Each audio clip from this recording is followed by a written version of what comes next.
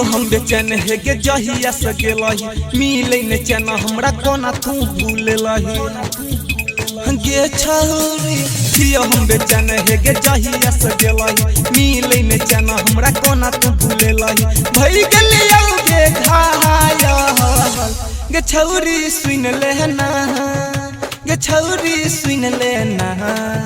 गे छौरी सुन लेना तकासी भजे तो गे पागल गे छौरी सुन लेना तमानी भजे तो गे पागल DJ Manish Rexall गे छौरी सुन लेना तमानी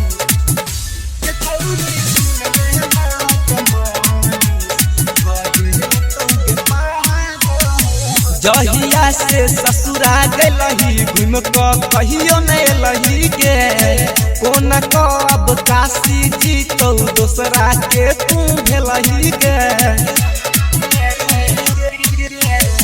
जहिया से ससुरा गलही घूम के कहियो नहीं लही गे कोना कब काशी जी तो दोसरा के तू भेलही गे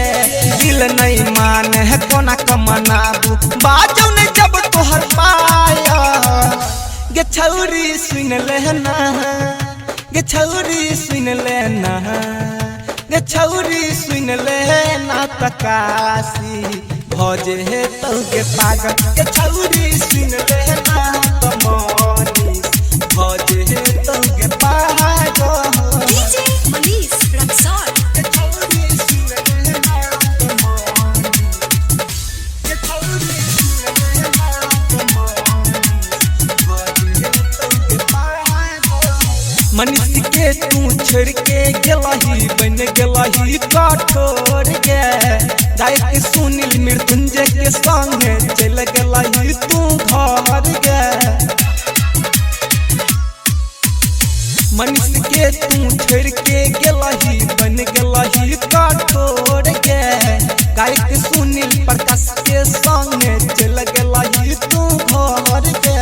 मैंने जैसे बात गे छोड़ता नहीं साथ गे भर रात रह छियौ जाग गे छौरी सुन लेना गे छौरी सुन लेना गे छौरी सुन लेना तकासी भजे तो गे पागल गे छौरी सुन लेना तमानी भजे तो गे पागल जियो हम बेचैन है गे जहिया से गेलही मिले न चैना हमरा कोना तू भूललही गे छौरी जियो हम बेचैन है गे जहिया से गेलही मिले न चैना हमरा कोना तू भूललही भई गेलियौ गे घायल गे छौरी सुन लेना गे छौरी सुन लेना गे छौरी सुन लेना तकासी भजे तो गे पागल गे छौरी सुन लेना तमानी भजे तो गे पागल। SMP प्रोडक्शन की शानदार प्रस्तुति।